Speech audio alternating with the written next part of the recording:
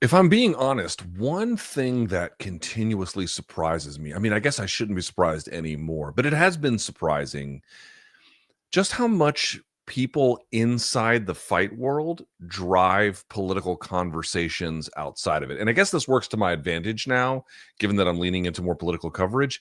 But it amazes me. You'll see people with inside the combat sports world, people whose intellect I do not respect at all. In fact, they have virtually none to speak of. Incredibly, not merely uneducated, but like shockingly stupid people with just very loud megaphones. And I work in the industry around a bunch of these people. And I'm like, I definitely don't respect them.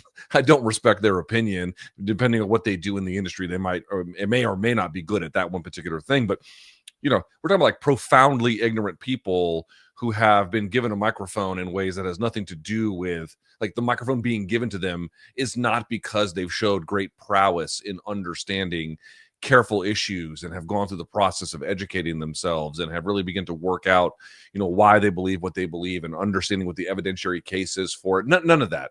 They just the reason why I think actually that the fight world has this outsized impact is because they're willing to just say anything, right? That to them is currency inside the fight world. Like the dumber you can be inside of the fight world at times, this is not universally true, but a lot of times it's the case where like the more outrageous and stupid you can be, the more it ends up getting noticed, because of course that's the way that our modern media system rewards content. It rewards it based on its outrageousness. So of course people who don't know anything about anything being willing to say outrageous things ends up just getting a lot of attention, and then people pounce on it, and then it brings us to our present situation. Jake Paul was on Twitter, well, the last couple of days, really, but has been just saying some of the dumbest stuff you've ever seen. First of all, he got mad at Olympic athletes for being what I can only describe as, if you've never seen it, go see for yourself, mildly critical about the Trump administration and things that have been related to ICE, and then him losing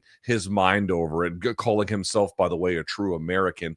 It's like, first of all, let's back up a step here, Jake. Number one, you went out of your way to endorse Donald Trump, a guy who shows up in just the latest tranche of the Epstein files 38,000 times. Everyone in his orbit is the Epstein class, and you signed off on that. If it was me and I promoted a guy who's like the MVP all-star of the Epstein files, I'd probably shut the fuck up about offering more opinions. But of course, that's not going to happen. Understand something too. When you endorse the guy, look at the series of things you said Biden had wrong with the country. Not one of them fixed in the current time we've had Trump back in office, with no signs, by the way, of any of this getting better. And crypto in particular, with Bitcoin absolutely having a enormous problem down the line. So just put this out here. You put up a bunch of reasons why we could not vote for Biden. You had to vote for Trump. You endorsed a guy who is the absolute epicenter to a large degree of the Epstein files, and then you don't have any self-awareness to shut your mouth about offering anything. You are the author of a horrible and frankly potentially not just a dangerous moment, but one that could alter the trajectory of the United States democracy. You're not the sole author, but you are one of them. You put your name on the line for someone who tried to steal a presidential election, has been self-dealing in ways that even the National Review and longtime Republican boosters find so shocking, even they can't believe it, has not solved any problem related to housing, has not solved any of the problems that you identified related to inflation or crypto or you name it. And then you got the balls to get out here and lecture people about who and isn't a true American. Like, some of us have actually done at least a little bit in service to the country. I would say that you have done at least some service to the country by being wealthy and paying taxes. You haven't even done that. You won't even do that. You do nothing.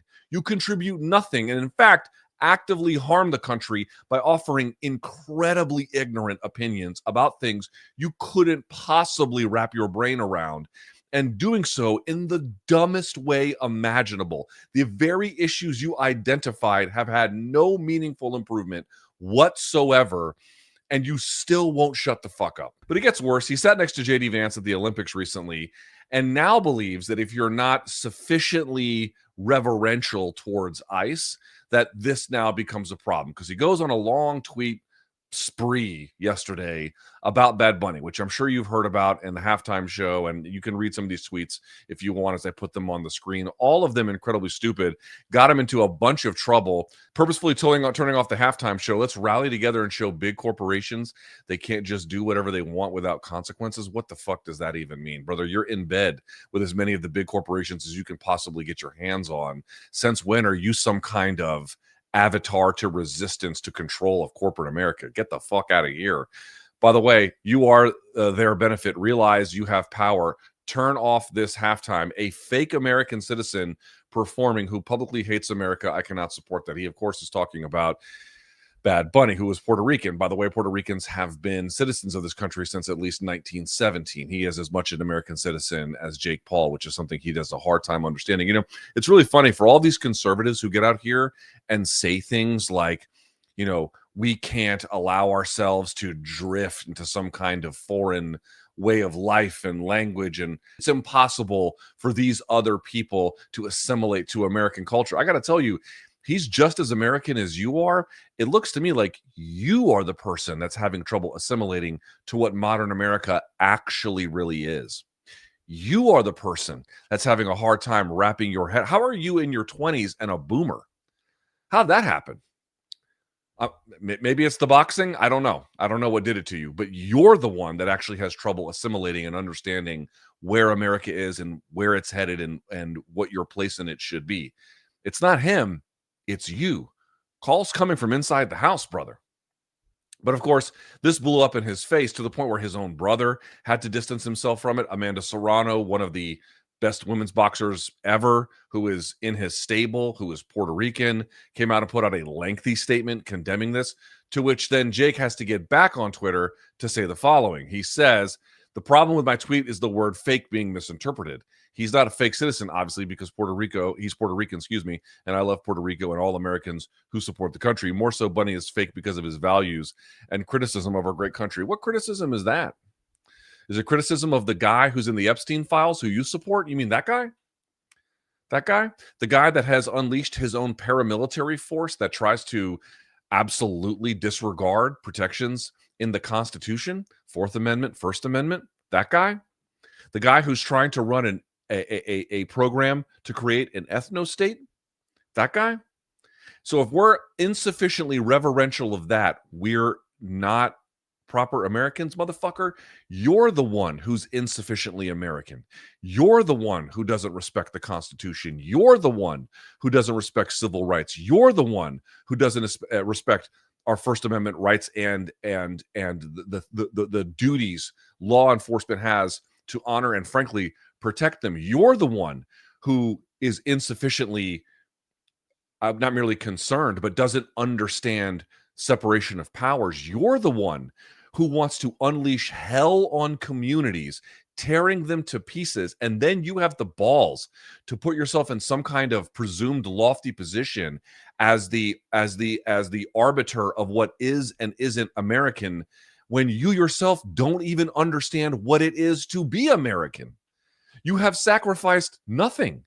The one thing that you could do, you dodge. On what basis are you there to decide what counts as American? If you want to live your own life and your own values and your own system to yourself that you see as sufficiently American, it's a free country. But this idea that you then get to lecture people who are insufficiently reverential of a guy in the Epstein files who tried to steal a presidential election, go fuck yourself, bro. Go fuck yourself. No one is interested in this nonsense. You don't make any sense. You don't understand modern reality. You don't understand, I'm afraid to tell you this, Puerto Rico. You don't understand what it means to be American. You don't understand the value of the Constitution. You don't understand the hard-earned gains that made that possible. And now you're up here because why?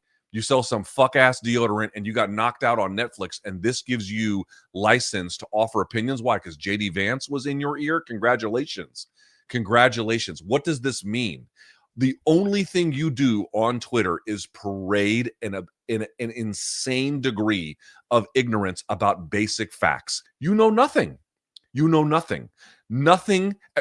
It must make sense to you because you have a very simplified understanding of what all of it is. But the complexity of reality, the importance of understanding constitutional limits, separation of power, not that we're electing some Epstein riddled God king. This is all foreign to you. This is difficult for you to grasp. And so, therefore, you see it not as people exercising the rights, the hard earned rights and protections that come in the Constitution. No. To you, it is blasphemy. Because at the end of the day, what you want is what Trump is offering. You want an ethno state put in place by force. There's no other way to support ICE than to do it that way. You can live in Puerto Rico around a bunch of Puerto Ricans. It changes nothing about who you are. It changes absolutely nothing. You can wave that flag at times when you're promoting a fight. It changes nothing. You want an ethno state put in place by force by a guy who tried to steal a presidential election and is riddled through the Epstein files. Congratulations. Why the fuck are we supposed to listen to this again? What about this is interesting? What about this is important? What about this is in any way illuminating or otherwise relevant? None of it is. This is absurd. This is absurd. Listen, if you wanted to give in a narrow constraint Jake Paul credit for what he's done for women's boxing, fine. If you wanted to say his fights are stupid or whatever, but I give him credit for generating large audiences, he does generate large audiences with the terrible fights that he puts on. That is also true. And to the extent you want to honor that and say that those are things he is good at, capturing attention, virality, whatever, you name it, feel free. Those are fair things that you can say about him if you so choose.